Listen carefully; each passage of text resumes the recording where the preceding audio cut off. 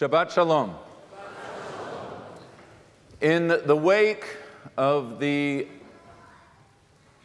horrific events of October the 7th and following, the language of this morning's Torah reading pulsates with urgency and relevance. And the earth became corrupt before God. The earth was filled with violence. In Hebrew, the word is Hamas. And God said to Noah, I've decided to put an end to all life, for the earth is filled with this Hamas. I will destroy them and the earth. A generation notorious for its violence, lawlessness, and lack of a moral rudder. An image that could describe our own time. So too, God's decision to flood the world for its sins, raising thorny questions of proportionality, collective punishment, the death of innocents, questions on the docket of Israel and this world today. Wicked as they were, one wonders whether every human being, every living being, was deserving of death. Okay, one might say, punish the bad ones, maybe even wipe them out, but wipe out everyone? As Abraham pleads to God in 2 weeks from now, when the fate of Sodom and Gomorrah is hanging in the balance, surely you will not sweep away the innocent along with the guilty. But in the case of Noah, that's exactly what God does. The violence of Hamas met with crushing and collective punishment, a punishment which, the careful reader will note, does not unto itself ultimately do away with the problem of evil itself. As God reflects post-deluge, the ways of the human heart are evil from their very beginnings. All that death and destruction, and the net benefit of it all, an open question to this very day. It's not easy to write a sermon in the midst of crisis, knowing that from the time of writing to the time of delivering, the facts on the ground may have changed and are likely not altogether known. When I pressed print on this sermon, the tanks of the Israeli Defense Forces were lining up at the Gaza border. Border communities in the north and the south were evacuating, and if they had not done so already, and tensions, regional and global, were rising with every passing second. For those of us with family members in the IDF, the phone calls home have been made. The next point of communication and contact unknown and uncertain. I assume that Israel's ground invasion of Gaza will begin imminently if it has not happened already. This is not the beginning of the war. This war began, and this is a critical point to which we must return to again and again and again, on October 7th, when Hamas savagely attacked Israel, murdering 1,300 innocents, wounding thousands, and taking some 200 men, women, seniors, children, babies hostage, families burned alive, women raped, children and parents slaughtered before each other's eyes. On October 7th, Israel was viciously assaulted. Hamas attacking not just Israel, not just Jews, but all of humanity. No matter what the world says, we must always remember that what is happening or imminently happening is not the first stage of a war, but the response to October 7th. What Israel is doing or is about to do, no different than after America was attacked at Pearl Harbor or America at 9/11, what any country would do if attacked as savagely as Israel was. And the battlefront for this war is not just in the Middle East. It's in our schools, campuses, workspaces, news media, social media, platforms around the globe. We're searching for the language to counter the claims of far too many that Israel is the aggressor, or those who would and will question Israel's right to take military action.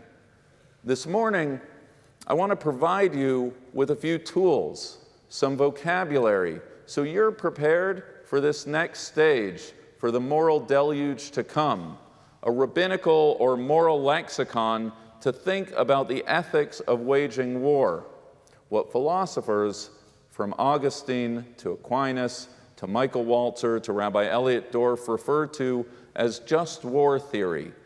War is horrible, but sometimes, and this is such a time, it's necessary.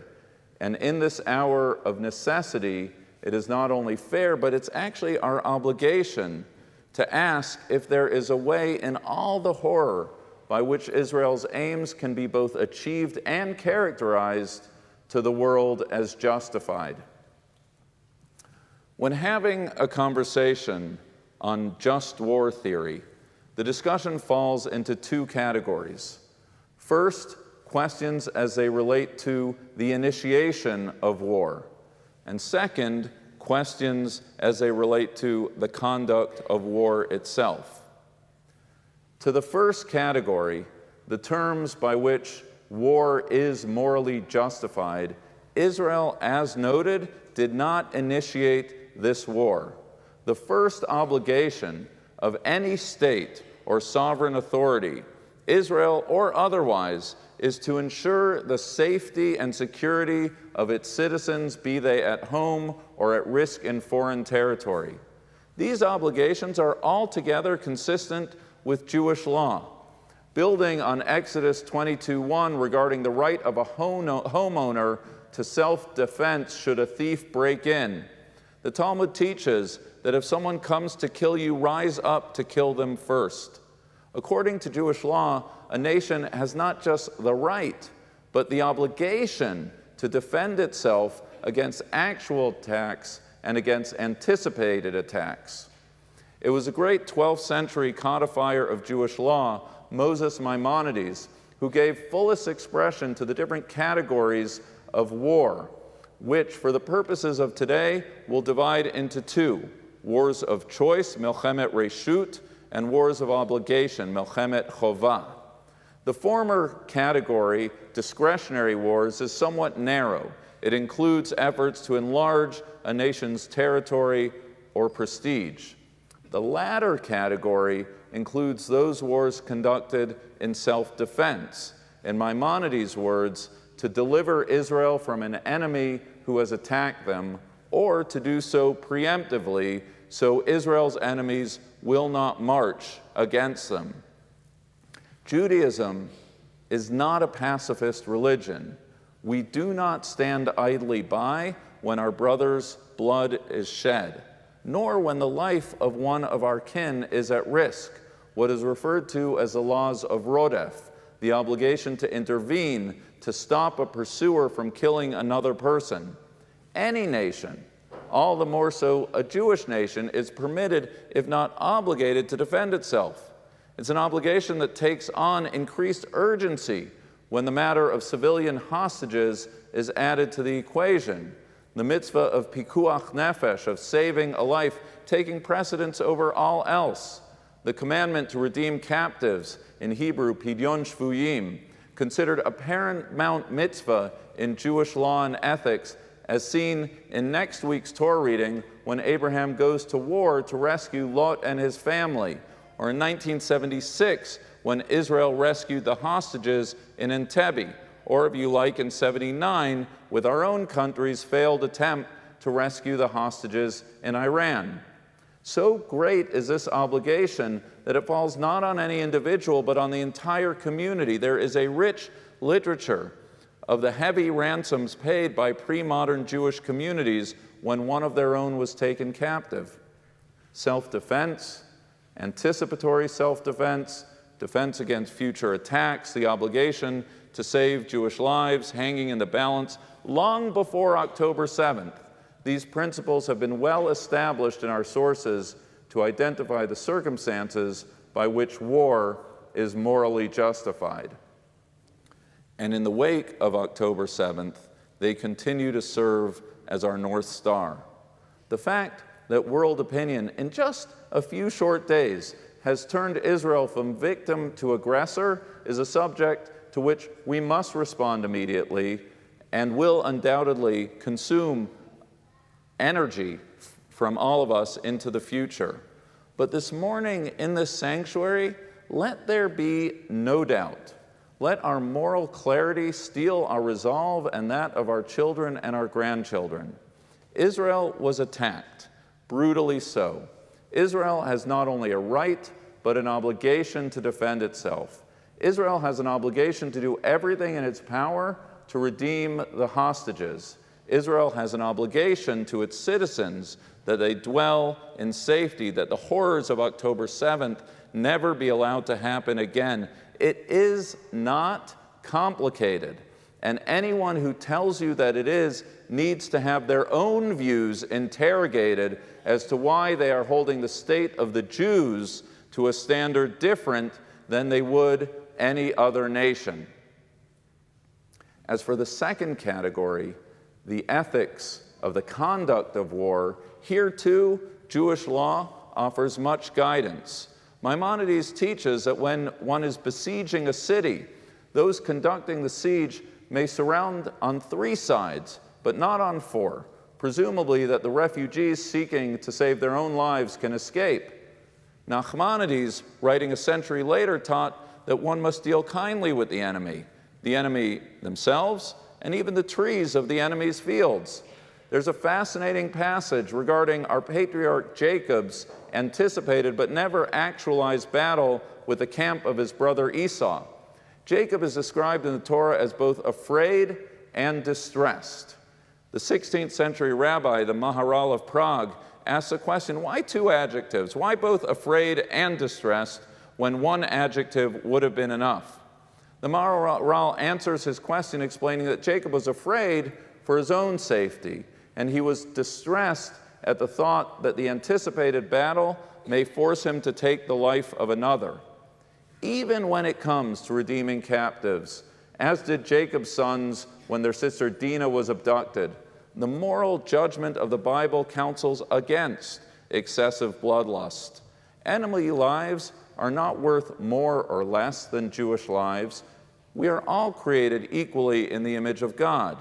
You may recall the famous rabbinic midrash of God castigating the liberated Israelites who sang as their Egyptian oppressors drowned in the sea behind them. Abnormal evil is not countered by more evil, but by an affirmation of what it means to be a human being, created in the image of God, the very thing that makes life worth living and Israel worth defending. As Jews, we dare not let the inhuman actions inflicted on us prompt us to lose our own humanity. All of which leaves us, Israel, with a series of difficult choices. Again, the question is not whether Israel has a right to defend itself. It does. The question is whether Israel will be smart and moral in this war of obligation. Will Israel make sure the medicine does not cause more harm than the illness? The extent of the war, the duration of the war, the purposes of the war, the number of lives that will be lost in order to save other lives, Israel must perform the impossible balancing act of self-defense, seeking to secure its borders, limiting the death of its own soldiers and innocent civilians, redeeming hostages, and pursuing peace. This is not 1973 or any other conventional war fought on an open battlefield by opposing sides in tanks and military uniforms. The best Israel can do is what it's always done: make the best imperfect decisions based on the information it has, knowing that any decision it makes will come at a heavy cost. And while it goes without saying, I will say it anyway, this entire discussion is made that much more complex by dint of the fact that in Hamas, Israel is fighting an enemy that does not follow any laws of warfare, that has proven itself barbaric beyond words, whose very tactics are, by design, lacking in humanity. What Israel understands, and what we here in this room understand, but what the world at large seems to fail to understand, is that Hamas neither represents nor serves the interests of the Palestinians, but just the opposite. in commingling civilian populations, in stealing humanitarian aid, in its willingness to use Palestinian civilians as human shields, in placing military assets under hospitals and schools, in cutting off access to escape or relief. It is Hamas that is responsible for the death of civilian Palestinians for a host of reasons, from sheer ignorance to more nefarious.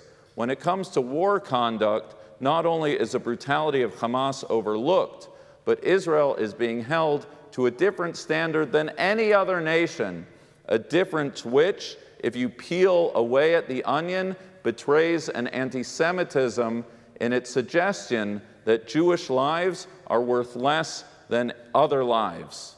It's a realization as uncomfortable as it is clarifying, and in our moral clarity, once again, our resolve is made firm. The final thing I want to say about just war theory is that Maimonides, Nachmanides, the Maharal of Prague, and so many others had both the curse and the blessing of contemplating an ethics of war prior to 1948, when the Jewish people were exiled, persecuted, and powerless. For all of them, this was just a mental exercise.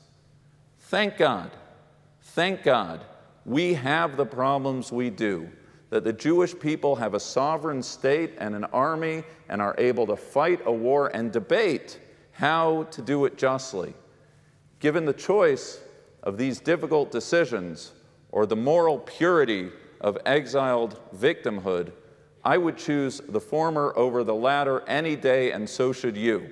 It is actually at the foundation of what this fight is all about, the right of Jews to self-determination.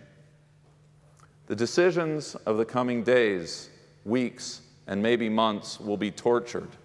Sometimes Israel will get it right, and sometimes Israel will get it wrong. But it is the very fact that Israel is, unlike the other side, asking these questions, which is what makes us who we are and what makes Israel worth defending in Israel and around the globe. May the soldiers of the IDF be victorious in their just cause. May we arm ourselves with the vocabulary, the advocacy, and the strength to defend their cause, wherever they may be and wherever we may be. And may we all arrive soon in our day at the vision of the prophet, of every person sitting in peace under their own vine and their own fig tree, with no one to make them afraid. Shabbat Shalom.